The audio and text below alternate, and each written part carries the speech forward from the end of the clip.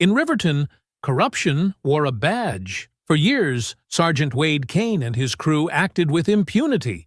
Every stop an excuse, every night a show of force. But when cops choked out a black woman for resisting, they thought it was just another routine display of dominance.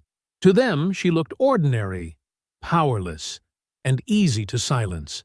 They couldn't have been more wrong. The woman they left, gasping on the pavement, was Alanna Pierce, the director of the FBI.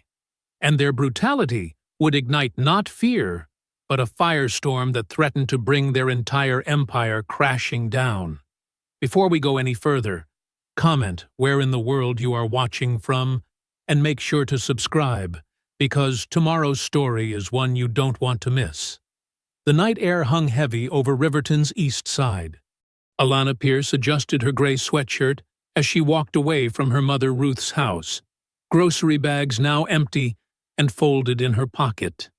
The streetlights cast long shadows across the cracked pavement, their dim glow barely touching the edges of the old brownstones.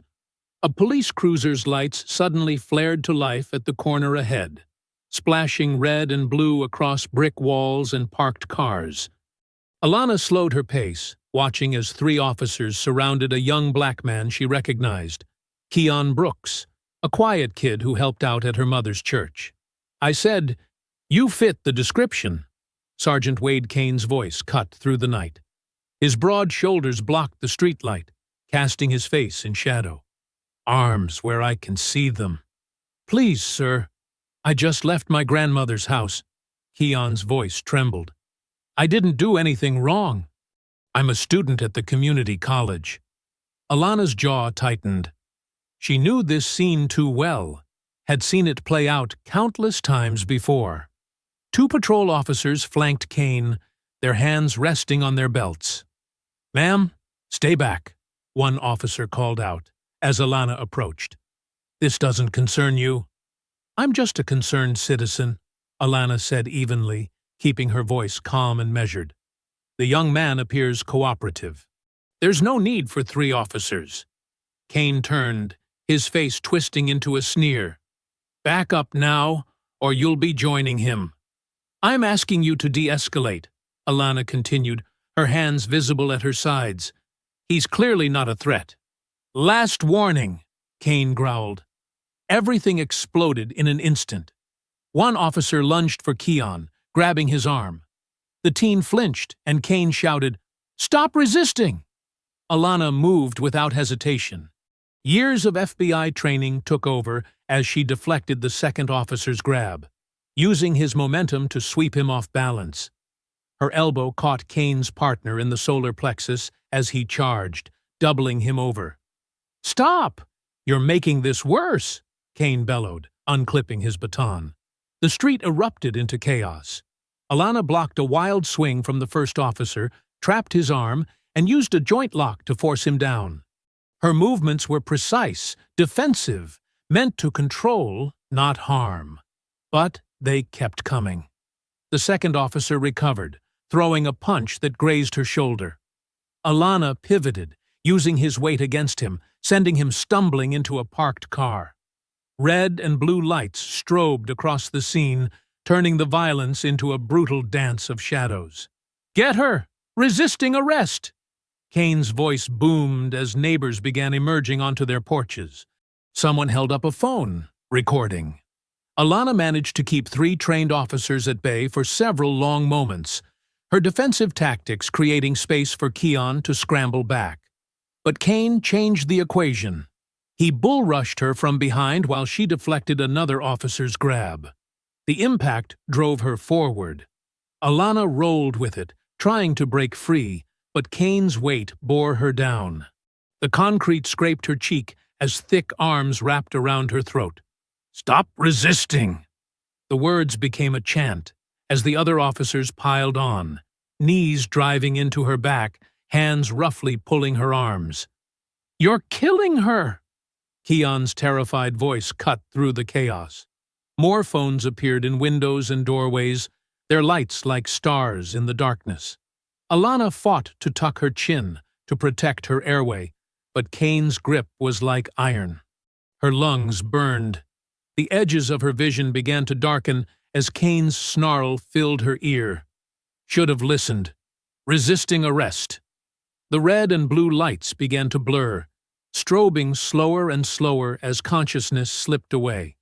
The last thing she heard was the wail of approaching sirens, growing distant. The world swam back into focus slowly, fragments of sensation piercing through the darkness.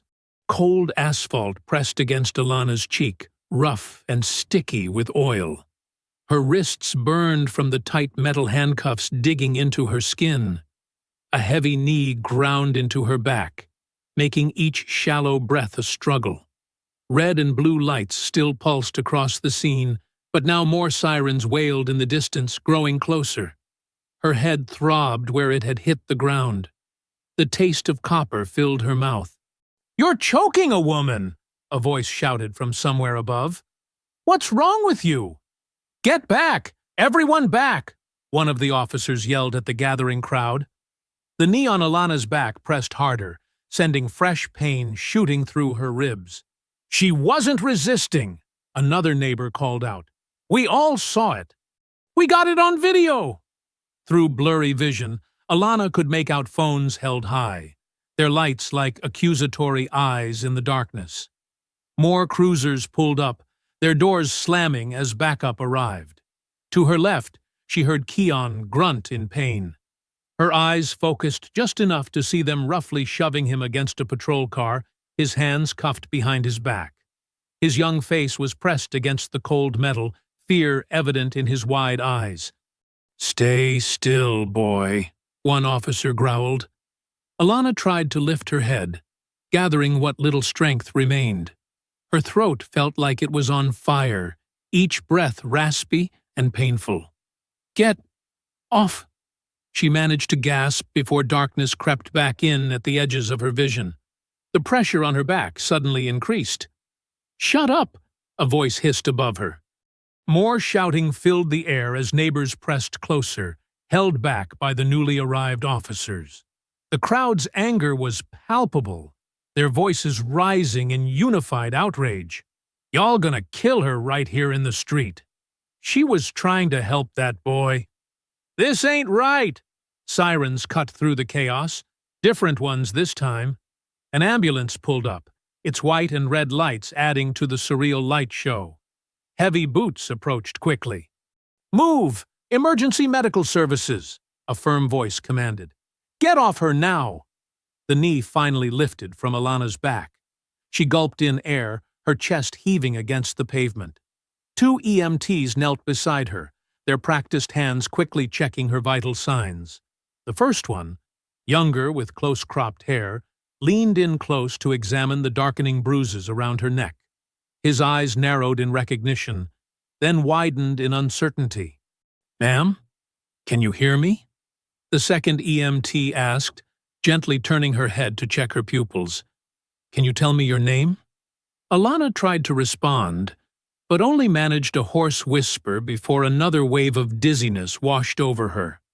"We need to get her to the hospital," the first EMT said urgently. "Help me get these cuffs off."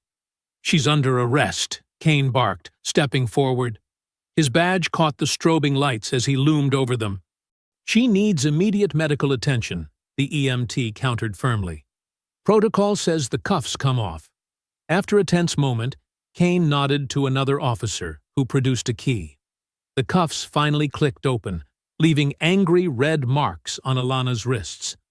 The EMTs carefully lifted her onto a stretcher, strapping her in with practiced efficiency.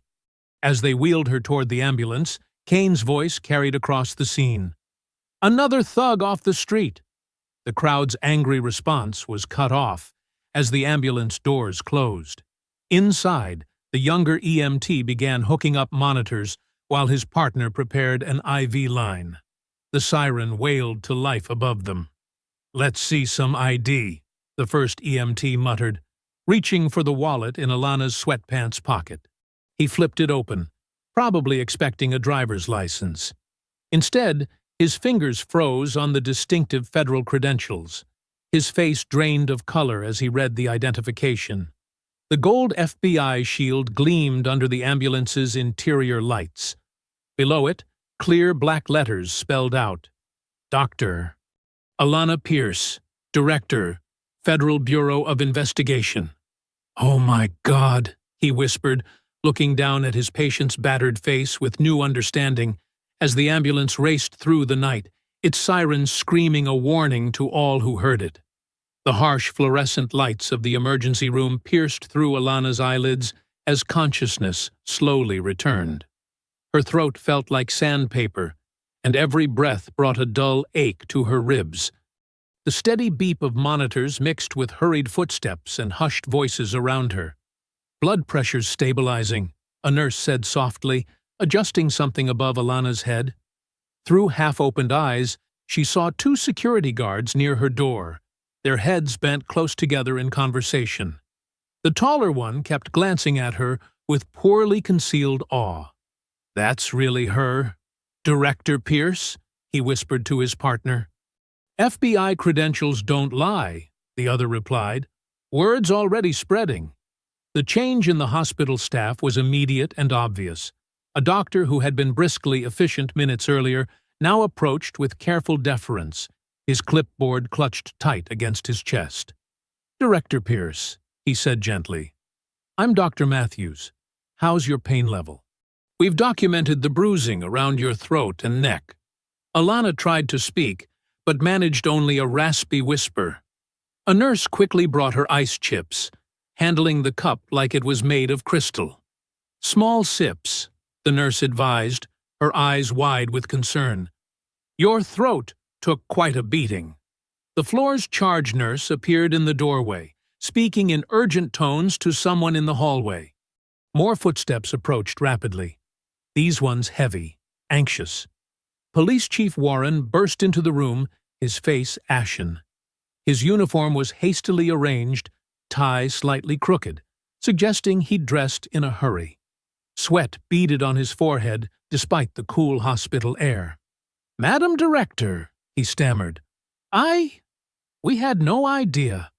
His hands twisted his hat nervously. "If we'd known who you were." Alanna's voice came out hoarse, but clear enough to cut him off. "You knew I was human." The chief fell silent, his mouth working but no words coming out. The medical staff exchanged glances, tension filling the room. Outside, a growing commotion could be heard. Camera flashes strobed through the windows, and raised voices carried through the walls. A security guard stepped in quickly. "Media's swarming the entrance," he reported. "The videos are everywhere, Twitter, Facebook. Cops choke out woman for resisting is trending." Dr. Matthews moved protectively closer to Alanna's bed. "We can move you to a more secure floor." The door burst open again, and Ruth Pierce swept in like a storm front, her usual dignified composure cracking with worry and rage. Her church clothes were wrinkled, suggesting she'd thrown on a coat over her nightgown. "Baby girl," she breathed, rushing to Alanna's side. Her hands were gentle as they touched her daughter's face, but her eyes blazed as they took in the bruising.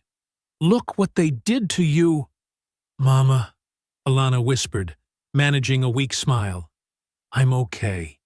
"You are not okay," Ruth snapped, though her fingers remained tender as they smoothed Alanna's hair. She turned to fix Chief Warren with a glare that made him take a step back. "This is what your officers do? Choke out women in the street?" "Mrs. Pierce," the chief began, "there will be a full investigation." "There better be more than that," Ruth cut in. She turned back to Alanna, her voice softening. "But right now, you need to rest and heal. We'll handle this right. Not fast, but right." Through the next few hours, Alanna drifted in and out of sleep as Ruth kept vigil. The bruises darkened, but the swelling began to subside. Outside, the media circus grew, their cameras catching only glimpses through the windows. As dawn approached, painting the sky in shades of pink and gold, Dr. Matthews signed the discharge papers. "You should take it easy for a few days," he advised. Your throat will be sore, and those ribs need time. A plain black sedan pulled up to a side entrance as hospital security cleared a path. Ruth helped Alana into a loose sweater, supporting her as they made their way down the quiet hallway. "Head high," Ruth whispered to her daughter. "They didn't break you." Alana straightened despite the pain, her mother's strength flowing into her. Together, they walked through the automatic doors into the cool morning air, leaving the chaos of the night behind as the sun climbed higher over Riverton's skyline. The aroma of chicken soup and fresh cornbread filled Ruth's dining room as evening settled over Riverton. Steam rose from covered dishes spread across the oak table. Comfort food brought by church members who'd been arriving steadily since word spread about what happened. Alana sat gingerly in her mother's favorite chair, a soft cushion supporting her back. The bruises on her neck had darkened to purple, stark against her brown skin. Across the table, Keon Brooks and his grandmother, Mrs. Ellen, sat quietly. Keon's hands were still trembling slightly as he held his spoon. "You need to eat something, baby," Ruth urged, ladling more of Sister Wilson's chicken soup into Alana's bowl. "Keep your strength up." The TV hummed softly in the background until the evening news anchor's voice suddenly grew sharper. Everyone turned to look. "Breaking news in the Riverton police brutality case," the anchor announced. "Mayor Thompson has just suspended Sergeant Wade Kane and Officers Peterson and Martinez, pending a full investigation into last night's violent arrest." The footage played again, shaky cell phone video showing the struggle, Alana being forced to the ground, the horrifying moments of the chokehold. Mrs. Ellen gasped softly, reaching for Keon's hand. The scene cut to the mayor at a podium, his face grave. "This administration has zero tolerance for excessive force. Chief Warren has promised full cooperation with both Internal Affairs and the FBI." "About time," muttered Deacon Williams, who'd stopped by with his wife's famous casserole. "Took them long enough to do the right thing." "They had no choice," Ruth said, switching off the TV. "Not with the whole world watching now." Alana noticed Mrs. Ellen dabbing at her eyes with a tissue. She reached across the table, wincing slightly at the movement, and covered the older woman's hand with her own. "Keon's safe," she said softly. "That's what matters most." Mrs. Ellen squeezed her hand. "When I think what could have happened to my boy—" Her voice cracked. "If you hadn't been there—" "But she was there," Ruth interjected firmly. "The Lord makes no mistakes about where He puts His people." The doorbell chimed again. This time it was Miss Patricia from 3 doors down, bearing fresh-baked rolls and determination. "The whole neighborhood's talking," she reported, settling into an empty chair. "People are saying this is it. This is what's finally going to change things in Riverton." "The videos don't lie," Deacon Williams nodded. "Even the police union can't spin this one away." "My study group is organizing a rally," Keon spoke up, his voice stronger now. "Not a protest, more like a community meeting. We want to show support, share stories." He looked at Alana. "If you'd come speak—" "Keon," his grandmother warned, "the director needs to rest." "It's okay," Alana assured her, though her throat still ached. "We need young voices in this conversation. Young leaders." More neighbors arrived as evening deepened. Miss Loretta with her sweet potato pie, Mr. James carrying containers of his wife's famous gumbo. The dining room filled with quiet conversation and cautious optimism. "I'll testify," Keon said suddenly, his young face set with determination. "About everything that happened. About how they were treating me before you showed up. About what they did to you. Whatever you need." The room fell silent. Everyone knew what it meant for a young black man to testify against police in Riverton. "You're brave," Alana told him, "but let's focus on healing first. Both of us." The visitors gradually departed as night settled in. Ruth saw them out, accepting hugs and promises of more food tomorrow. Keon and his grandmother were the last to leave, the young man pausing at the door. "Thank you," he said simply, "for not walking by, for stopping." After they left, Ruth bustled around the kitchen, wrapping leftovers and loading the dishwasher. Alana sat heavily on the living room couch, the day's events finally catching up with her. Her mother appeared with a soft blanket, the one Alana had loved since childhood. "You're staying here tonight," Ruth said, brooking no argument as she tucked the blanket around her daughter. "Doctor's orders." "Mama, I'm not a child," Alana protested weakly, but settled into the familiar comfort. Through the front window, headlights swept across the wall as a car drove slowly past the house. It paused, engine idling, before moving on into the darkness. Ruth's hands stilled for a moment on the blanket, but she said nothing. The house creaked and settled around them, filled with decades of memories, both sweet and bitter. Outside, crickets chirped in the warm evening air, and somewhere in the distance, a siren wailed briefly before fading away. Morning sunlight streamed through the tall windows of the federal building in downtown Riverton. Inside her office, U.S. Attorney Marta Velasquez studied the dark bruises on Alana Pierce's neck with barely contained anger. "They could have killed you," Marta said, her voice tight. She gestured to one of the leather chairs facing her desk. "Sit. You shouldn't even be here today." Alana lowered herself carefully into the chair.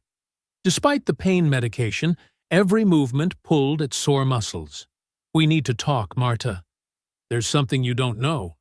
Marta raised an eyebrow, settling behind her desk. Files and legal pads covered its surface. Evidence of sleepless hours spent building cases. About the assault? "The videos are everywhere. We're already preparing charges." "No." Alana leaned forward slightly. "About why I was really in Riverton. Operation Daylight." Marta's expression shifted. As a veteran prosecutor, she recognized the weight in those words. "A sealed investigation? Started 3 months ago." Alana's voice was hoarse but steady. "The FBI has been tracking a corruption ring inside Riverton PD. They call themselves the Greys, Kane's crew." Marta breathed. Her hand reached for a legal pad, instinctively taking notes. More than just a crew, they're organized, connected. Alana pulled a thin folder from her bag, sliding it across the desk. Narcotics skimming from evidence. Protection rackets targeting small businesses. Links to the Sierra Cartel's local operations. Marta flipped through the documents, her frown deepening. "How deep does it go?" "At least 12 officers confirmed, maybe twice that many involved peripherally. Kane's their enforcer, but he's not the top. We've been building a RICO case." "Had been building," Marta corrected, looking up sharply. "This changes everything. You know that." Alana nodded grimly. "The moment Kane put his hands on me, he gave their defense attorneys a gift. They'll claim the entire investigation was tainted by bias. Personal vendetta." "They'd be right." Marta's tone was gentle but firm. "No judge will let you anywhere near this case now. You'll have to recuse." "Publicly, yes." Alana's eyes held steel. "But I'm not stepping away. I'll quarterback from the shadows if I have to." "Alana," a knock interrupted them. One of Marta's assistants entered, tablet in hand. "Ma'am, you need to see this. Tech just analyzed the body cam footage from last night." Marta took the tablet, studying the timeline display. Her jaw tightened. "There's a gap. 3 minutes and 20 seconds missing. Right during the—" She glanced at Alana's neck. "During the chokehold," Alana finished. "They're already destroying evidence." "This is a federal crime," Marta said, fingers drumming on her desk. "Tampering with—" Her phone buzzed. She answered, listening intently. The color drained from her face. "When?" she demanded. "Anyone hurt?" She looked at Alana. "Your mother's church. Someone threw a brick through the stained glass window about 10 minutes ago. Alana was already standing, ignoring the pain that shot through her shoulders. There's more, Marta continued, still listening to the phone. The brick had gray paint smeared across it. A message. 20 minutes later, they stood before the shattered window of Ruth's church. Colored glass crunched under their shoes. The morning sun caught the jagged edges, casting broken rainbows across the sidewalk. Ruth stood nearby, directing the maintenance man who was measuring for a temporary board. Her voice was steady, but Alana saw how her hands trembled. The brick lay where it had fallen among the glass shards. The gray paint was still wet, dripping like tears down its rough surface. Alana's fists clenched at her sides as she stared at the destruction. Her voice, when it came, was barely above a whisper. "This isn't over." Several elderly church members had gathered, whispering among themselves. Sister Wilson clutched her worn Bible close. "First, they hurt our children," she said. "Now they attack God's house?" Marta stepped closer to Alana, speaking low. "This changes the timeline. We need to move faster." "Agreed." Alana watched as more congregation members arrived, their faces a mixture of anger and determination. Some carried brooms and dustpans, already moving to help clean up. "They're escalating, getting sloppy. And giving us more evidence," Marta added. She pulled out her phone, thumbs flying across the screen. "I'm expediting those warrant requests. Kane and his people just moved themselves up the priority list." A police cruiser rolled past the church, moving slowly. The officer inside watched them through mirrored sunglasses before accelerating away. Ruth approached, glass crunching under her sensible shoes. She touched the broken window frame, decades of memories in her eyes. "Your father helped install this window," she said quietly to Alana. 30 years ago. Flickering neon from Mike's all-night diner cast alternating pink and blue shadows across the nearly empty parking lot. At this hour, only truckers and night shift workers occupied the vinyl booths inside. Officer Blake Hoyt's hands gripped his steering wheel, knuckles white, as he scanned the lot for the third time. A dark sedan pulled in quietly, parking 2 spaces away. Hoyt's breath caught as Dr. Alana Pierce stepped out, wearing a plain windbreaker despite the warm night. She moved with careful steps, her injuries from Kane's attack still fresh. Hoyt got out, trying to look casual as he approached.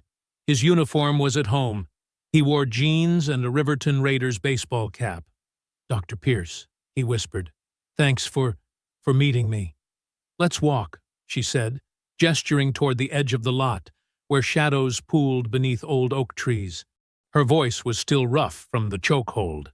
They fell into step, maintaining enough distance to look like strangers having separate cigarette breaks. The diner's neon grew distant. "I've been wanting to come forward," Hoyt said, words tumbling out. "Since I joined the force last year, the things I've seen. The Greys, they run everything. Kane's just the muscle. There's more of them, higher up." Alana listened, face neutral. "Why now? What they did to you?" Hoyt's voice cracked. "And that kid, Keon. It's wrong, all of it. The shakedowns, the missing evidence, He swallowed hard. "I can't sleep anymore." A car pulled into the lot. They both tensed until its headlights swept past. "They have meetings," Hoyt continued. "Poker nights at Lieutenant Darlow's house. That's where they talk freely. About operations, about who needs teaching lessons. They made me watch once when they caught a teenager with pills. Said it was training." Alana's jaw tightened. "Would you be willing to wear a wire?" Hoyt's step faltered. "They'd kill me if they found out." "We can protect you." She turned to face him fully. "But I need evidence, Blake. Real proof. Not just witness testimony." He ran a shaking hand through his hair. "The next poker night is Thursday. Darlow's hosting again. You don't have to decide now." "I'll do it." His voice steadied. For that kid. For everyone they've hurt. Across town, Ruth Pierce's living room had become a command center. Despite the late hour, 6 church elders sat with phones and notebooks, heads bent together over Ruth's coffee table. "Sister Wilson, you take the East Side congregations," Ruth directed, passing out printed phone lists. "Sister Jenkins, you coordinate with the Baptist Alliance. Brother Thomas, you handle the Methodist Circuit." "What do we tell people?" Sister Jenkins asked, adjusting her reading glasses. "Tell them to call City Hall every day. Multiple times. Tell them to demand answers about the assault on my daughter, about Kane's record, about the missing body cam footage." Ruth's voice carried the authority of decades leading choir practice. "They ignore one voice. They can't ignore hundreds. The seniors in this city built these streets," Brother Thomas added, "paid these taxes, raised these children. Time to remind them who really owns Riverton." 3 days later, Alana sat in an unmarked van 2 blocks from Darlow's house, headphones pressed to her ears. Hoyt's wire transmitted clearly through the poker game's cigarette smoke and clinking bottles. "Kid's got potential." Kane's voice crackled through. "Learned quick after that corner lesson last month." "Speaking of lessons," Darlow drawled, "heard some troublemakers by the community college need reminding about territory." "Already handled," Kane replied. "Nothing like a little late-night visit to keep the kids in line." "Right, rookie?" "Yes, sir." Hoyt's voice was steady despite his fear. "Very educational." Laughter rippled through the transmission. "See? That's what I mean. Quick learner." The game continued. Hoyt captured every boast, every threat, every casual admission of brutality, each word another nail in their coffin. Near midnight, Hoyt made his excuses and left. 10 minutes later, he slipped into the van's side door, hands trembling as he removed the wire. "You did well," Alana said softly, taking the recorder. "That's solid evidence." "They were talking about more tonight than usual," Hoyt whispered. "Something big coming. Drug shipments, payoffs. One step at a time." She squeezed his shoulder gently. "You're not alone anymore?" The young officer nodded, but his eyes kept darting to the van's tinted windows. In the distance, a police siren wailed, making him flinch. "I should go," he said. "Separate exits, like you said." "Same time next week," Alana confirmed. "We'll have backup nearby." "Just keep doing what you're doing." Hoyt slipped out into the darkness, shoulders hunched against imagined watchers. Alana watched him go, the recorder heavy in her hands. On it, Kane's voice bragged about broken bones and terrorized teenagers, each word sealing his fate. But first, they needed more. Proof that would be bulletproof in court. In her pocket, her phone buzzed with a text from Ruth. 300 calls to City Hall today. Tomorrow we double it. The old wooden pews of Greater Hope Baptist Church creaked under the weight of a full house. Morning sunlight streamed through stained glass, painting rainbow patterns across aged faces set with determination. Ruth Pierce stood at the pulpit, her silver hair catching the light as she led the congregation in "We Shall Overcome." Ethan Cho sat in the back row, his digital recorder capturing every note. He watched seniors who'd marched in the 60s stand straight-backed despite their canes, voices rising in harmony. The song ended, but the energy remained electric. "We've been quiet too long," Ruth declared, her voice carrying to the rafters. "Our silence was never peace. It was pain." Murmurs of agreement rippled through the crowd. In the front row, Sister Jenkins dabbed her eyes with a handkerchief.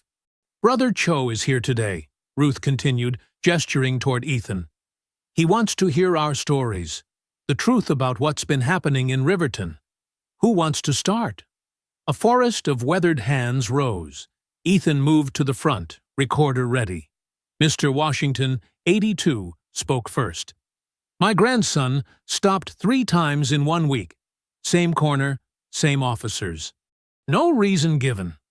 His voice trembled with anger. They took his college money. Said it must be drug money. Boy works 2 jobs to save that. Sister Martinez stood, despite her arthritis. My Carlos, rest his soul, beaten in '82 for suspicious behavior. He was walking home from the factory. 30 years at that plant, and they treated him like a criminal. One by one, the stories poured out. Decades of random stops, missing money, broken bones, children terrorized, complaints ignored. Each testimony built on the last, painting a picture of systematic abuse. Across town in her chambers, Judge Inez Carver reviewed the warrant applications Marta had submitted. Her reading glasses perched on her nose as she examined each document with practiced precision. The evidence was mounting. Bank records showing suspicious deposits, property deeds in shell company names, phone records linking the Grays to known drug traffickers. She signed each warrant with careful strokes, her signature carrying the weight of law. "Make it count," she whispered to the empty room. In her temporary office at the federal building, Alana spread the overtime ledger across her desk. The numbers told their own story. Officers logging impossible hours, double billing for security details, padding timesheets for special operations that coincided with spikes in drug activity. She traced one column with her finger. Kane's overtime had tripled after major drug busts, but the seized evidence amounts kept shrinking. The pattern was clear to anyone who knew where to look. Her phone buzzed. A text from Marta. Warrants approved. Teams ready. Back at the church, Ethan interviewed Mrs. Thompson, 75, who gripped her walker as she spoke. My great-grandson is 5. Already knows to be scared of police cars. That ain't right. This is our city, too. We built it. We deserve better. Ruth watched from the pulpit, noting how the seniors sat straighter with each shared story. This wasn't just testimony. It was transformation. Decades of swallowed fear becoming strength. Evening settled over Riverton. In Ruth's living room, Alana sat with her mother as Ethan's radio show began. Good evening, Riverton. Tonight's special report. Who owns the badge? The familiar voices of church members filled the airwaves. Mr. Washington's testimony crackled with clarity. Sister Martinez's grief echoed through decades. Mrs. Thompson's demand for dignity rang true. Between each clip, Ethan provided context, dates, locations, patterns of behavior. The phone lines lit up immediately. My boy, too, one caller said. Same corner, same officers. They took my savings in '95, another added. Said I couldn't prove it was mine. The calls kept coming. Ruth reached for Alana's hand as they listened. For the first time since the attack, a small smile crossed Alana's face. The wall of silence was cracking. This is your city, Ethan's voice concluded the hour. These are your streets. These are your badges, paid for by your taxes. The question isn't just who owns the badge, it's who will stand up to make it mean something again. The radio fell silent, but Ruth's living room hummed with possibility. Outside, car horns honked in support. Phones buzzed with messages from neighbors who'd listened. Your brother would be proud, Ruth said softly, squeezing Alana's hand. Alana's smile grew stronger, though her throat still bore fading bruises. The truth was finally being spoken, not in whispers, but in strong, clear voices that could no longer be ignored. The neon sign of Mel's all-night diner buzzed against the gray morning sky. Inside, Alana Pierce sat in a corner booth, her reflection ghosted in the rain-streaked window. Across from her, Union President Darlow stirred his coffee with practiced casualness, his suit jacket stretched tight across his shoulders. I appreciate you meeting me, Alana said, her voice carrying just far enough to reach him. The diner was nearly empty, a couple of truckers at the counter, a waitress refilling sugar dispensers. Darlow's smile didn't reach his eyes. Always time for a chat with federal law enforcement. Though I heard you're on leave. He emphasized the last word, testing for weakness. Administrative leave, Alana corrected. Temporary. She lifted her own coffee cup, untouched and growing cold. Her neck still showed traces of yellowing bruises. Shame about that incident, Darlow said, leaning back. Officers make split-second decisions. Can't always be perfect. His tone suggested rehearsed press statements. Alana set her cup down and reached into her bag. Speaking of decisions, she said, sliding a manila envelope across the scratched Formica table. I thought you might find this interesting. Darlow made no move to touch it. I don't deal in mystery packages. Open it. He sighed theatrically and flipped the envelope open with one manicured finger. His expression froze as he saw the contents. Photocopied pages of overtime logs, bank statements, property records. Creative accounting, Alana commented, especially those highway patrol shifts. 3 officers claiming the same hours on opposite sides of town. That must have been quite a trick. Darlow's laugh was practiced, but tight around the edges. You don't scare me, Director Pierce. Every department has paperwork issues.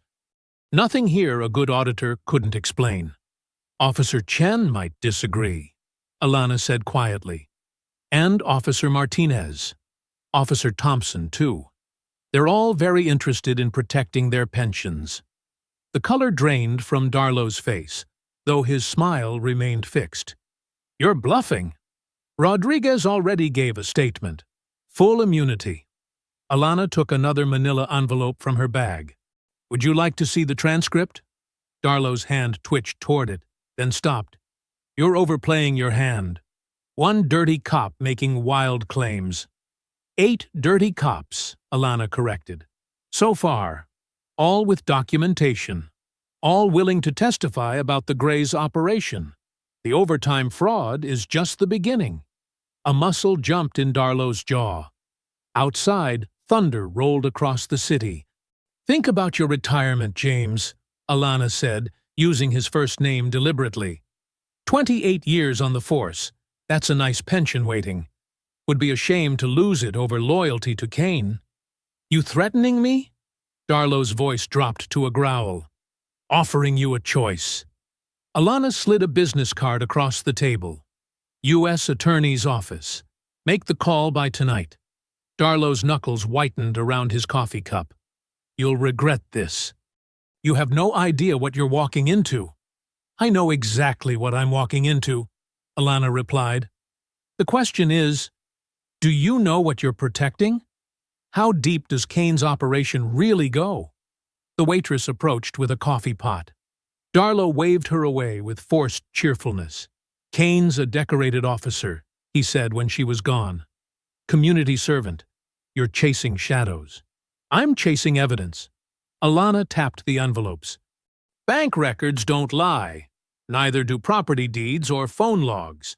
The choice is simple. Save yourself or go down with him. Rain drummed against the windows. In the kitchen, a short-order cook called out an order. The normalcy of the diner made the tension at their booth feel surreal. You've got nothing, Darlow said, but his voice lacked conviction. Check your voicemail, Alana replied. Rodriguez's statement should have hit your lawyer's inbox 10 minutes ago. I'm told the part about the warehouse by the river is particularly interesting. Darlow's phone was out before he could stop himself. His fingers trembled slightly as he checked messages. Times change, Alana said softly. The old ways of doing business, they're done. Be smart about this. She stood, leaving both envelopes on the table. Darlow stared at them like they might bite. Tonight, she reminded him. After that, deals are off the table. The bell above the door chimed as she stepped out into the drizzle. The morning air was thick with the smell of wet asphalt. Across the street, a black SUV idled, its windows tinted dark. Alana noted the plate number without seeming to look. Ohio tags, starting with XRG. The rain beaded on her jacket as she walked to her car, each drop distinct and cold against her skin. Behind her, through the diner's window, Darlow sat motionless, the evidence of his crumbling empire spread before him on the plastic tablecloth. The fog rolled thick off the river, turning street lights into hazy orbs. Officer Blake Hoyt stood in the shadow of Warehouse 17, his heart hammering against the wire taped to his chest. The worn brick buildings loomed like ancient sentinels along the waterfront, their windows dark and watchful. At precisely midnight, headlights cut through the mist.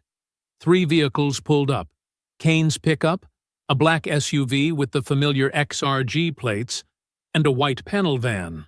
Hoyt straightened his uniform, reminding himself to breathe normally. "Evening, rookie," Kane called out, boots crunching on broken asphalt. "Playing security guard tonight?" "Yes, sir," Hoyt managed, proud his voice didn't shake. "All quiet here." 2 men emerged from the SUV, Darlow and another officer Hoyt recognized from the Greys. The panel van's side door slid open with a metallic groan, revealing 3 men in plain clothes. Their movements were careful, practiced. "Our friends from down south," Kane announced, clapping one on the shoulder. "Let's talk business." Inside the warehouse, naked bulbs cast harsh shadows between towering storage racks. Kane's crew and the cartel men formed a loose circle. Hoyt positioned himself by the door, exactly as planned. "Monthly numbers are good," Kane said, unzipping a gym bag. Stacks of cash emerged, rubber-banded and neat. Extra sweet since that evidence locker accident last week. One of the cartel men nodded. "And our merchandise?"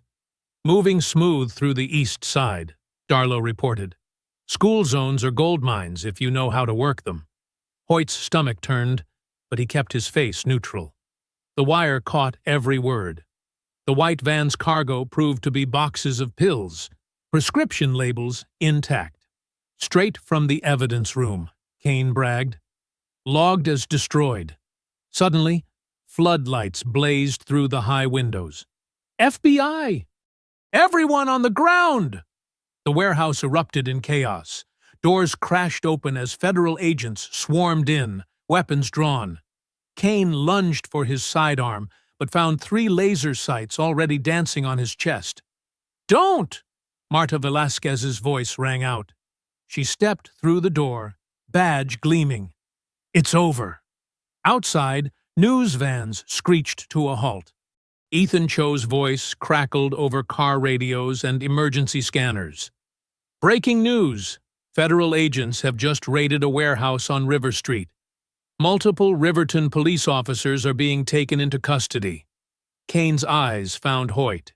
"You little rat!" he snarled as agents cuffed him. "No," Hoyt replied, voice steady at last. "I'm a real cop." The arrest operation moved like clockwork. Evidence teams photographed the money, the drugs, the ledgers. Marked bills from previous deals were logged and bagged. Each handcuffed officer and cartel member was led out into the glare of news cameras. Across town, Ruth's church filled with elderly parishioners glued to their phones and radios. As each arrest was announced, cheers erupted. Old women who had lost sons to police violence wept in the pews. Men who had been harassed for decades stood and sang. "Kane, Darlow, Phillips." Ethan's voice listed the names. "Sources say this operation, codenamed Daylight, has been months in the making." In the church basement, someone started playing piano. Seniors who had marched in civil rights protests half a century ago rose to dance, their arthritis forgotten in the joy of the moment. "This is real," Ruth told her fellow choir members, tears streaming. "Our babies didn't die for nothing." At the FBI command post 6 blocks from the warehouse, Alana watched the operation feeds. When the last suspect was secured, she drove to the church. The celebration was still going strong at 2 a.m. She found her mother in her usual pew, hands clasped in prayer. Ruth looked up as Alana sat beside her. "We did it," Alana said, pulling her mother close. Ruth hugged back fiercely, then whispered in her ear, "Not yet." Around them, the celebration continued. Keon Brooks and his grandmother shared slices of sweet potato pie with Officer Hoyt's family. Judge Inez quietly took notes, while elderly residents lined up to give testimony about past abuses. Ethan Cho's live broadcast captured it all: the songs, the tears, the prayers of thanksgiving. Outside the church windows, dawn was still hours away. But inside, in the warm light of justice, long denied and finally delivered, it felt like morning had already come to Riverton. The hymns and chatter echoed off the old walls. "Free at last!" someone shouted, and the crowd took up the refrain. "Free at last!" Dawn painted Alana's office walls in pale gold as she spread evidence photos across her desk. The warehouse bust had yielded mountains of documentation: ledgers, phone records, marked bills. Victory felt close enough to taste. Her phone buzzed. Marta's name flashed on the screen. "The main evidence drive is gone," Marta said without preamble. Her voice was tight with barely controlled rage. Alana's stomach dropped. "What?" "The drive containing Hoyt's recordings, the financial records, everything. It's missing from the secure locker." Alana switched to speaker and pulled up the evidence room security feed. The footage showed a figure in a maintenance uniform entering at 3 a.m. using valid credentials. They walked directly to the correct shelf, removed the drive, and left. No hesitation. No searching. "An inside job," Alana said. "They knew exactly where to look." "There's more," Marta continued. "The backup server was wiped. Professional job." Alana's hands clenched. Months of careful work, gone in minutes. She dispatched a forensics team immediately, but her gut told her they'd find nothing useful. The morning crawled by in a haze of emergency meetings and damage control. Then, at 2 p.m., her worst fears materialized in a text from Marta. "Hoyt found dead." The scene was staged to look like suicide. Service weapon, typed note, empty bottle of pills. But Alana saw the truth in the details. Slight bruising around the wrists, carpet fibers under the fingernails, the angle of the fatal shot, all wrong for self-infliction. "He fought back," the medical examiner whispered, pointing to defensive wounds on Hoyt's hands. That evening, as Alana sat in her office drafting a statement about Hoyt's death, her phone exploded with notifications. A video was spreading across social media like wildfire. Body cam footage from the night of her choking, but drastically altered. The doctored version showed her throwing the first punch, attacking Kane unprovoked. "Clear evidence of FBI overreach," the police union spokesperson declared on live TV. "Director Pierce is waging a personal vendetta against honest officers." Within hours, the grand jury announced their decision. No indictment for Kane or any other officer involved in her assault. The police union immediately called for her resignation, branding her a lawless tyrant destroying department morale. The city's mood shifted like a weather vane in a storm. Protest groups gathered outside the federal building, split between those demanding justice and those defending the police. The local news ran side-by-side images: Alana's bruised face from the hospital versus the doctored footage of her attack. "They're playing a dangerous game," Marta warned during a brief meeting, "making you look like the aggressor while positioning themselves as victims." Before Alana could respond, her phone rang. The number was her mother's neighbor. "Fire!" the woman screamed. "Ruth's house!" Alana broke every speed limit racing to her childhood home. 2 blocks away, she could already see the orange glow against the night sky. Flames poured from the windows of the small Victorian where she'd grown up, where her brother's photo still hung in the front hall, where her father's old records filled the basement. Ruth stood on the sidewalk in her nightgown, supported by neighbors who had pulled her out just in time. Smoke and ash swirled in the air like evil confetti. "I woke up to the smoke alarm," Ruth said, her voice hoarse. "They broke in through the back door, spread accelerant everywhere." Fire trucks wailed in the distance, but Alana knew they were too late. The flames had too strong a hold. She watched helplessly as the roof began to cave, sending sparks shooting skyward. The heat was so intense it forced the crowd back another 20 feet. Family photos, her father's jazz collection, her brother's Letterman jacket, her own FBI Academy graduation portrait, everything that anchored their history in this city was turning to ash. Decades of Christmas mornings, Sunday dinners, and front porch conversations disappeared into the inferno. A wall collapsed with a thunderous crash. Ruth let out a small sob, but stayed upright, dignity intact even in her nightclothes. Neighbors brought blankets, offered spare rooms, called relatives. The community that had celebrated justice just hours ago now gathered to witness its violent backlash. Tears cut clean tracks through the soot on Alana's face as she watched her childhood home burn.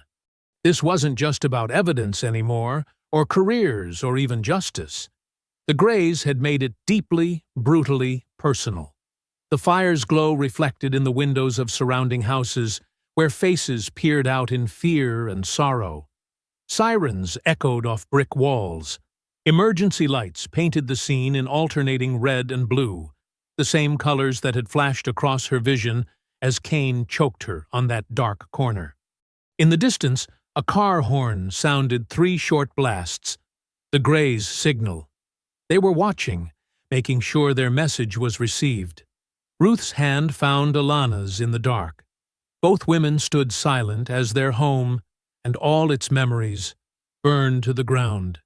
Dawn crept over Riverton, pale sunlight revealing the full devastation of the fire. The Pierce family home was now a blackened skeleton, wisps of smoke still rising from the ruins. Ruth sat on a neighbor's porch, wrapped in a borrowed floral shawl, her eyes fixed on the destruction. Alana paced the sidewalk, her phone buzzing constantly with messages she ignored. The smell of smoke clung to her clothes, a constant reminder of what the Greys had taken from them. "Baby," Ruth called softly. "Come sit." Alana stopped pacing but remained standing. "I'm done hiding, Mama." "Done playing their game." "Good," Ruth said, surprising her daughter. "Because hiding never saved anyone in this town." Alana pulled out her phone and sent a mass text. "Emergency meeting. 2 hours. St. Mark's basement." The church basement had survived countless community crises over the decades. Now, folding chairs formed a circle under flickering fluorescent lights. Marta Velasquez arrived first, legal pad already in hand. Ethan Cho brought coffee and day-old donuts from the corner shop. Judge Inez Carver slipped in quietly, her judicial robe exchanged for a simple sweater. Ruth's elders' council filled several chairs, their faces set with determination. A handful of honest officers, those who had worked with Hoyt, completed the circle. "They think they've won," Alana began, standing in the center. Her voice was hoarse from smoke inhalation, but steady. "They think burning down our home means we'll back down. But they've made a mistake. They've shown their desperation," Marta added, pen poised over her legal pad. "Exactly." Alana nodded. "Kane's gotten sloppy. The fire, Hoyt's murder, they're panic moves. And panic leaves traces." Judge Inez spoke up, her voice carrying decades of courtroom authority. "I've been reviewing property records. Kane owns 6 rental properties through shell companies, all purchased with cash in the last 5 years. More than a sergeant's salary could explain," one of the honest officers noted. "The pension system," Ruth's friend Martha suddenly said. Everyone turned to the elderly woman. "My Harold was on the force 40 years. Nothing scared those boys more than losing their pensions." Ethan Cho was already typing on his laptop. The police pension fund requires a clean record. Any felony conviction means automatic forfeiture, Marta finished, writing furiously. And civil asset forfeiture could freeze those properties while we investigate their purchase. The plan began taking shape. Ethan would run a series exposing Kane's property empire. Judge Inez would sign the forfeiture warrants. The honest officers would ensure the paperwork moved through channels without warning. Ruth's counsel would organize daily protests outside the pension board meetings. Kane will have to surface, Alana said. He'll want to negotiate, to make a deal. He'll try to meet somewhere private, one officer warned, somewhere he can control. Let him think he's in control, Alana replied. That's when he makes mistakes. They spent the next hour mapping out every detail. Marta drafted the legal documents. Ethan prepared his broadcast scripts. The elders organized their phone trees. Judge Inez reviewed precedents for the warrants. We move at dawn, Alana concluded. Kane will wake up to frozen accounts and property liens. By noon, the pension board will have their preliminary report. By evening, every senior citizen in Riverton will be calling their council member about police pension reform. The coalition began dispersing, each with their assigned tasks. Ruth remained seated, watching her daughter with quiet pride. When the room had emptied except for them, she stood and crossed to Alana. Your brother would be proud, Ruth said softly, placing a weathered hand against Alana's cheek. So proud of who you've become. Alana leaned into her mother's touch, drawing strength from the contact. I couldn't do this alone. You're not alone, Ruth assured her. We're with you. All of us. She straightened Alana's collar with the automatic gesture of a mother who had done so countless times before. Now, let's go make some noise. Through the church's basement windows, morning light was growing stronger, burning away the lingering smoke that hung over Riverton.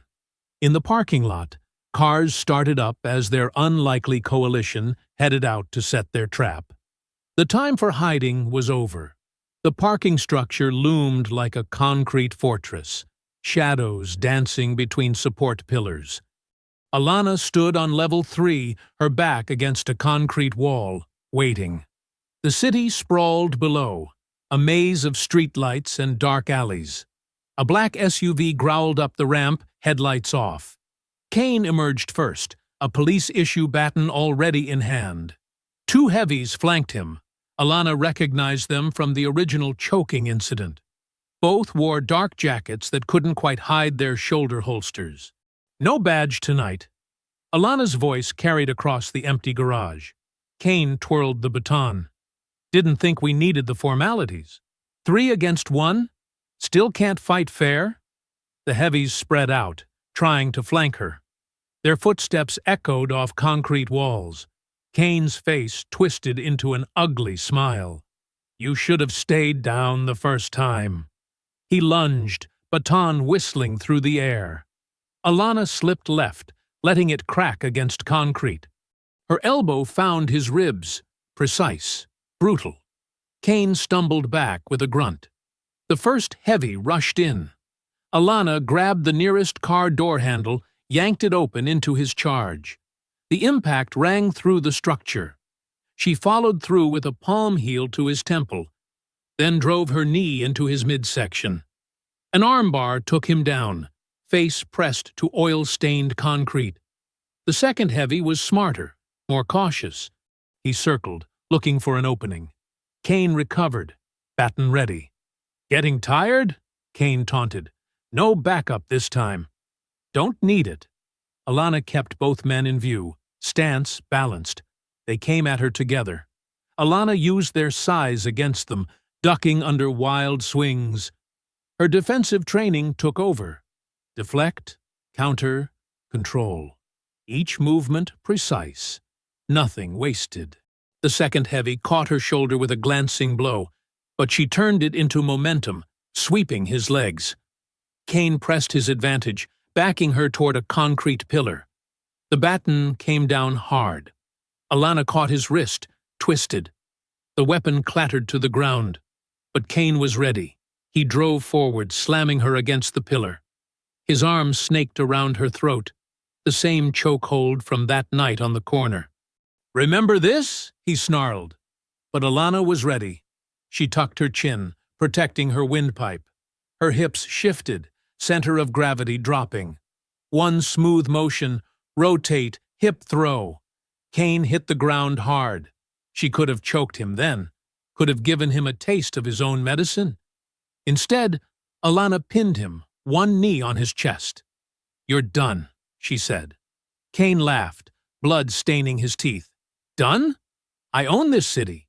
Always have. Tell me about that." Alana's voice changed, became conversational. "About how you own Riverton." Pride loosened his tongue. "Damn right I do. 20 years keeping the streets quiet, making sure the right people get paid. The cartel people? Someone has to manage distribution. Might as well be us. We know which trucks to stop, which ones to wave through." He grinned. "Your brother never understood that. Had to teach him the hard way." Alana's grip tightened, but her voice stayed steady. "And Officer Hoyt? Couldn't let him talk. Rookies need to learn their place. Like you learned yours?" A new voice cut through the garage. Judge Inez stepped from behind a pillar, recorder in hand. Ethan Cho emerged from another shadow, his microphone catching every word. Kane's face went slack as he realized. Through the garage speakers, his own voice played back. "Had to teach him the hard way." Sirens wailed, growing closer. Red and blue lights began strobing through the structure. But these weren't local cops. FBI tactical teams swarmed in, followed by Marta's federal marshals. "You set me up," Kane spat, as agents cuffed him. Alana stood, straightening her jacket. "No, you did that yourself." They led Kane and his heavies away. Blood trickled from his split lip, but his eyes burned with helpless rage. He tried to lunge at her one last time, but the cuffs held. Alana watched from above as they loaded him into a federal transport van. 20 years of corruption and violence, finally ending in a concrete parking garage. The city skyline was starting to lighten, dawn approaching, washing away the darkness that had gripped Riverton for so long. "Director," one of the tactical team leaders approached. "We've secured the scene. Do you need medical?" Alana touched her shoulder where the heavy had landed his punch. It would bruise, but nothing was broken. "I'm fine. Make sure those recordings get logged properly." "Yes, ma'am, and there's someone here to see you." Through the gathering crowd of federal agents, Ruth appeared. She took in her daughter's disheveled appearance, the blood on her knuckles, the fierce light in her eyes. "Baby," she said softly, "let's get you cleaned up." Alana nodded, letting her mother guide her toward the stairs. Behind them, evidence teams photographed the scene, documenting every detail of Kane's final stand. His confession would play across Ethan's radio show within hours. The sun was rising over Riverton, and for the first time in decades, its light would shine on truth. The federal courthouse buzzed with anticipation, its wooden benches packed with Riverton's senior community. Ruth's church members sat shoulder to shoulder in their finest clothes, pressed suits, elegant dresses, and carefully positioned hats that had seen decades of Sundays. The morning light filtered through tall windows, casting long shadows across the polished floor. Alana sat in the front row beside her mother, both wearing deep blue. Her bruises from the garage fight had faded to yellow, but she held herself straight, dignified. Behind them, Keon and his grandmother settled into their seats, joined by a steady stream of community members who had waited years for this moment. Judge Inez entered, her robes crisp and her expression stern. "All rise." The gallery rustled to its feet. Kane and his co-defendants shuffled in, wearing orange jumpsuits and chains. Their arrogance had finally crumbled, replaced by the hollow-eyed look of men facing real consequences. "Be seated," Judge Inez commanded. She adjusted her reading glasses, lifting the first set of papers. "In the matter of the United States versus Wade Kane et al., regarding violations of the Racketeer Influenced and Corrupt Organizations Act," the indictments rolled out like thunder. 20 years of corruption laid bare in clinical legal terms: extortion, drug trafficking, evidence tampering, witness intimidation. Each charge landed like another nail in the Gray's coffin. Kane stared straight ahead, jaw clenched. "Furthermore," Judge Inez continued, "regarding the death of Officer Blake Hoyt," Ruth squeezed Alana's hand. They had found Hoyt's real suicide note, hidden in his sister's Bible. It named names, detailed threats, and exposed the whole operation. Even in death, the young officer had helped bring down the corrupt system he'd tried to fight.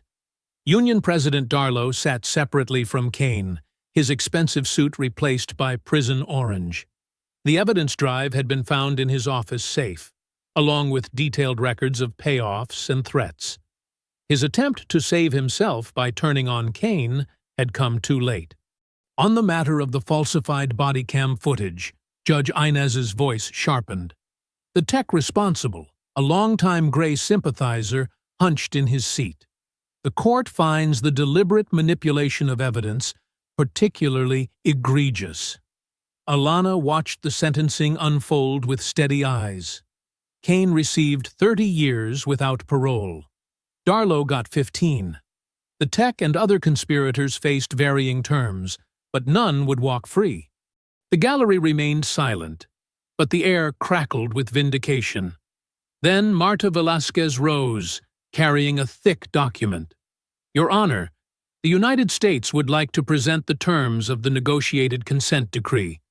Judge Inez nodded. "Proceed." Marta outlined the sweeping changes: an independent oversight board with real teeth, mandatory body cameras with felony penalties for tampering, and a complete restructuring of internal affairs. But the heart of the decree came next. Furthermore, Marta declared, a permanent community elder board will be established, comprised of Riverton seniors, with direct subpoena power over police records and personnel files. A murmur rippled through the gallery. Ruth sat straighter, her eyes bright. "This board," Marta continued, "will have authority to review all use-of-force incidents, with special attention to racial bias and excessive force. Chokeholds and similar respiratory restraints are hereby banned, with criminal penalties for violations." The decree went on, detailed and comprehensive. Every loophole that had protected the Grays was closed. Every dark corner where corruption had festered would now face sunlight and scrutiny. Kane's face twisted as he listened. His empire wasn't just falling. It was being dismantled brick by brick, replaced by the very people he had terrorized. The seniors in their Sunday best would now have power over the badge he had abused.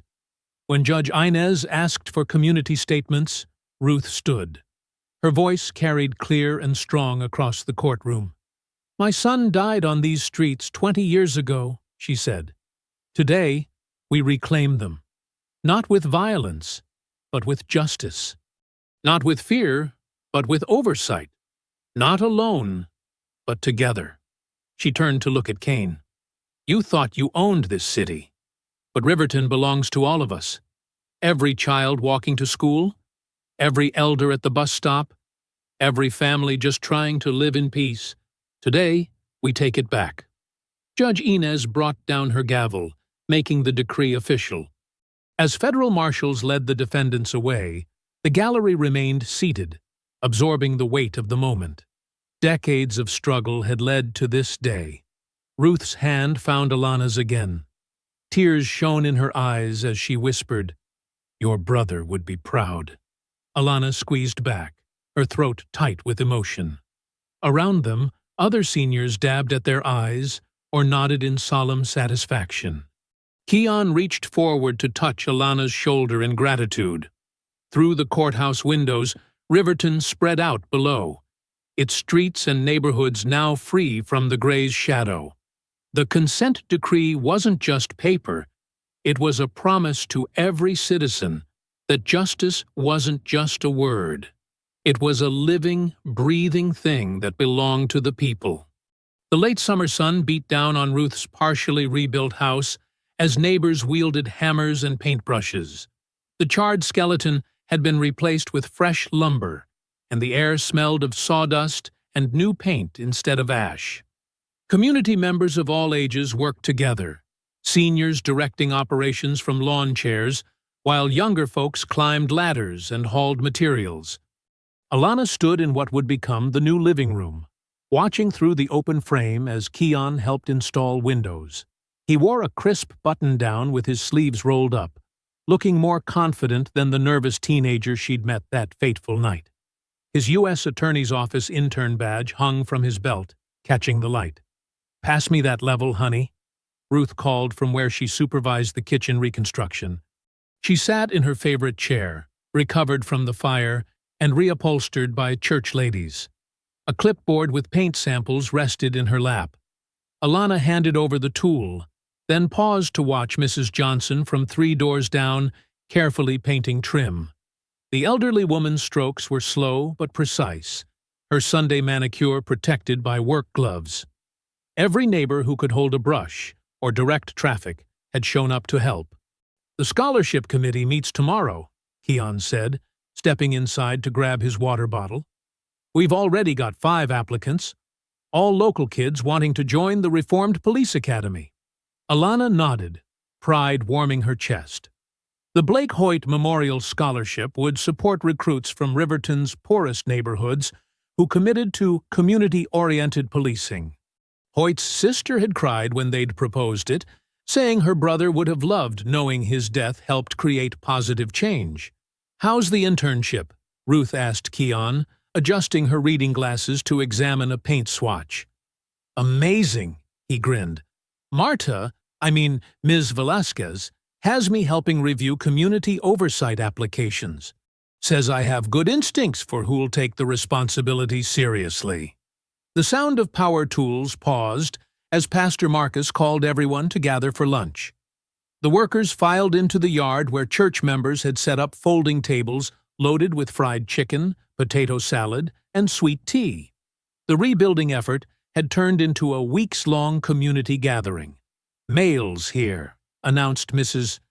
Thompson, Ruth's neighbor of 30 years, waving an official-looking envelope. "It's for you, Alana." Federal seal. Alana took the letter, already knowing its contents. She'd been waiting for this final piece of vindication. Opening it carefully, she read aloud. "The Office of Professional Responsibility has concluded its investigation and found no ethical violations in Director Pierce's conduct." Applause erupted from the lunch crowd. Ruth dabbed her eyes with a napkin while Keon whooped and punched the air. The ethics investigation's conclusion formally cleared Alana's name and cemented the Gray's corruption as the real crime. "The community fund hit its goal yesterday," Pastor Marcus announced once the cheering died down. "Between church donations and corporate matching, we've raised enough to help rebuild all 3 homes damaged in the retaliation fires." More applause. The senior-led fundraising committee had worked tirelessly, leveraging decades of community connections and moral authority to secure donations. Ruth's house was just the first. 2 other families targeted by the Grays would soon see their homes restored, too. As lunch wound down, Alana slipped away to the master bedroom. The walls were freshly drywalled, but not yet painted. She carefully unwrapped the frame she'd brought, a photograph saved from the fire, protected in Ruth's fireproof box. Her brother's young face smiled back at her, frozen in his high school graduation photo. Ruth appeared in the doorway, leaning on her cane. "That's the perfect spot," she said softly, pointing to the wall facing the morning sun. He always did love watching the sunrise. Alana's hands shook slightly as she lifted the frame. The nails were already in place, waiting. With gentle precision, she hung the photo, adjusting it until it sat perfectly level. Her brother's eyes seemed to twinkle with approval. Ruth shuffled closer, resting her head on Alana's shoulder. They stood in comfortable silence, remembering. Outside, the sounds of reconstruction continued. Hammers tapping, voices calling measurements, laughter floating through the unfinished windows. "The house is healing," Ruth murmured. "Just like our city." Alana wrapped an arm around her mother's shoulders, studying the photo of the brother whose death had set her on this path. The frame caught the light streaming through new windows, reflecting onto fresh walls that would soon hold more family photos, more memories, more hope. Through the bedroom door, they could see Keon explaining legal terms to a group of attentive seniors. The boy who'd almost been another victim was now helping build a better system. Down the street, children played freely, no longer watching for patrol cars. In the distance, church bells rang, their sound carrying clearly through air, no longer thick with fear. Sunday morning light streamed through the restored stained glass windows of Ruth's church, casting rainbow patterns across the packed pews. The usual crowd had swelled with visitors, journalists, activists, and families from across the city. Every seat was filled, and people stood along the walls, their faces expectant. At the front of the sanctuary, a newly installed wall drew every eye. Photographs covered its surface, faces of those lost to police violence over the decades. Some images were crisp and recent, others faded with age. Each bore a name and date, transforming statistics into stories, numbers into neighbors. Alana sat in the front pew beside Ruth, both dressed in their Sunday finest. Her mother's silver hair caught the light, and her hands rested steady on her familiar Bible. Behind them, Mrs. Johnson dabbed her eyes with a tissue as she recognized faces on the wall, children and grandchildren of friends, young lives cut short. Keon stood near the pulpit steps in a pressed suit, his intern badge replaced with a deacon's pin. His grandmother beamed from her usual spot in the choir stand. The nervous teenager from that dark corner was gone, replaced by a young man who stood tall, shoulders straight, with purpose. The choir's warm-up hymns faded as Pastor Marcus stepped to the microphone. "Today," he began, his deep voice filling the space, "we gather not just to worship, but to remember, to honor, and yes, to celebrate a new chapter in our city's story." Heads nodded throughout the congregation. In the back, Ethan Cho adjusted his recording equipment, capturing the moment for his radio show. Judge Inez sat quietly in a middle pew, her judicial reserve softened by the occasion. "We have with us," Pastor Marcus continued, "someone who reminds us that justice isn't just a word in Scripture. It's a calling that demands action." "Director Pierce?" Alana rose smoothly, though her heart thundered. She'd testified before Congress, briefed presidents, but speaking here, before her community, felt weightier. These were the people who'd raised her, who'd supported her mother after her brother's death, who'd helped rebuild their home. She took her place at the pulpit, surveying the sea of familiar faces. Seniors who'd manned phone banks sat beside young activists who'd marched. Officers who'd helped expose the grays were scattered throughout, their badges catching the light. "When I was 17, Alana began, her voice clear and strong, my brother's photo became one of the first on a wall like this. Another young black life reduced to a statistic. Another family left to grieve while those responsible faced no consequences." The church was silent, except for soft sounds of agreement, of shared pain. That loss shaped my life's direction. But standing here today, I see something different. I see a community that refused to accept darkness as permanent. I see elders who turned their wisdom into action, young people who chose courage over fear, and officers who remembered their true duty to serve and protect.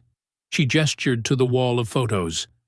Each face here represents not just a tragedy, but a call to action. When they tried to make me another name on this wall, you answered that call.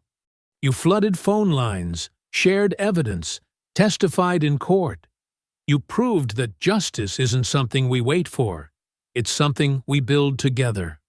The choir hummed softly, a foundation of harmony supporting her words. Keon straightened his tie, eyes bright with determination. Some say change comes slowly, Alana continued, that we must be patient. Wait for the right moment, the right light. But I stand here today to say, we don't wait for the light. We become it. The choir's hum grew stronger. Heads nodded. Amens rippled through the congregation. We become it through our courage to speak truth, through our willingness to stand together, through our determination to build systems of accountability that serve all people, not just some. Camera flashes punctuated her words as photographers captured the moment. The morning light through the windows seemed to intensify, bathing the sanctuary in gold. The consent decree is just the beginning. The scholarships, the oversight board, the new training standards. These are tools, but the real power lies in this room, in our continued commitment to shine light into dark places. Ruth's eyes shone with pride as she watched her daughter, seeing echoes of past civil rights leaders in her stance, her conviction. Every time we choose justice over convenience, truth over comfort, community over division, we become the light this city needs. And that light, Alana's voice rose with emotion, that light cannot be dimmed. The choir surged to their feet, voices lifting in powerful harmony. Like a wave, the seniors in the congregation rose, followed by everyone else until the whole church stood together. Keon stepped forward at the pulpit steps, face glowing with hope for the future he would help build. Cameras flashed again, recording this moment of transformation. But the real power wasn't in the photos or headlines. It was in the unified heartbeat of a community standing firm in their commitment to justice. I hope you enjoyed that story. Please share it with your friends and subscribe so that you do not miss out on the next one.